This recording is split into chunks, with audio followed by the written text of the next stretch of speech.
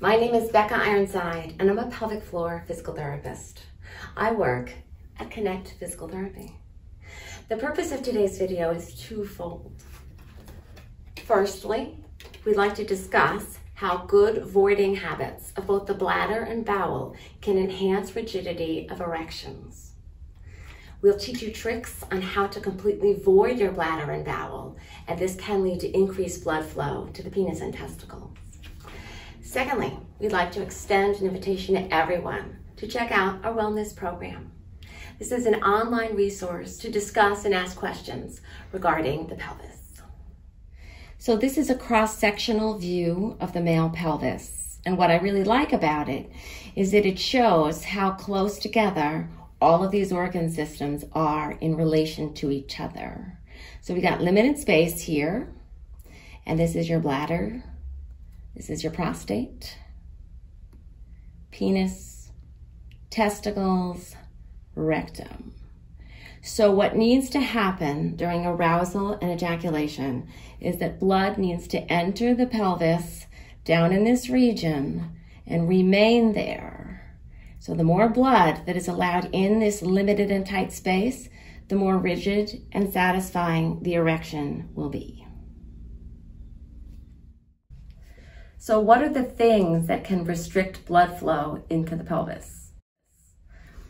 We talked about the relationship of the organs. So if we look at a person who has either a full bladder or a partially full bladder, someone who doesn't completely empty when they urinate, that bladder is going to take up space in the pelvis, going to push downward towards the pelvic floor, and it's going to prevent the flow of blood because, again, we have limited space. So with a full bladder, less blood flow. So we suggest trying to pee before you engage in sex. Secondly, we have the people who are chronically or occasionally constipated. What this is going to do is that the stool in the rectum is going to start to take up far too much space than it is entitled to. And it's going to prevent the blood from flowing into the penis and the testicles fully and completely. So what we'll talk about next is how to completely and healthfully release your bladder and your bowel for better patterns of urination and defecation.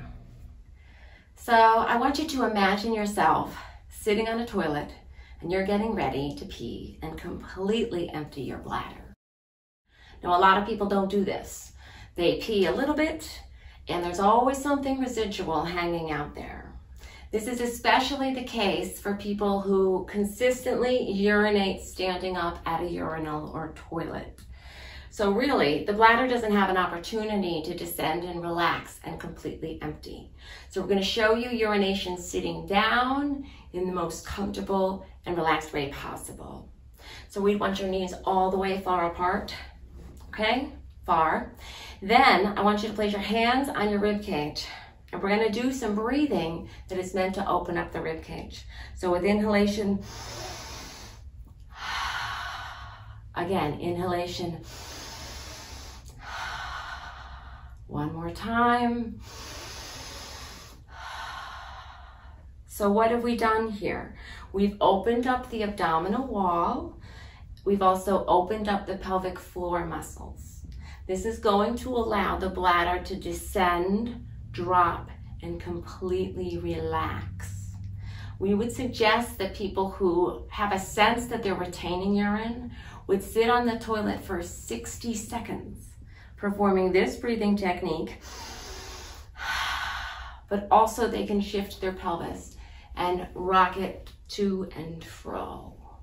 Okay, so this is going to result in a completely empty bladder. We want everything relaxed for this.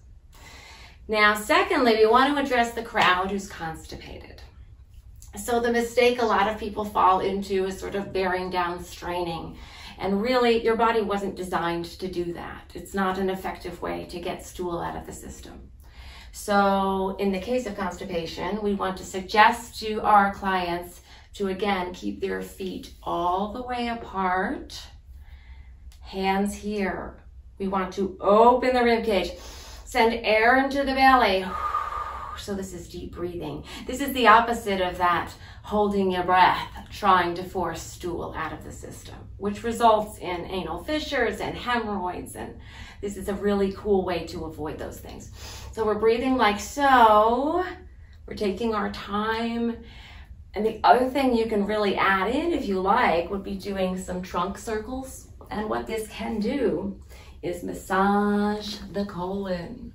So we're really integrating what's happening with the abdomen, what's happening in the pelvis, and we're allowing everything to open up and leave the system in a calm and natural fashion. Our sincere hope in making this video is that it will allow you to embrace improved bladder and bowel habits for a better quality of life, with the positive added bonus of improved sex. In keeping with the theme of wellness, find out more about our wellness program at connectpt.org.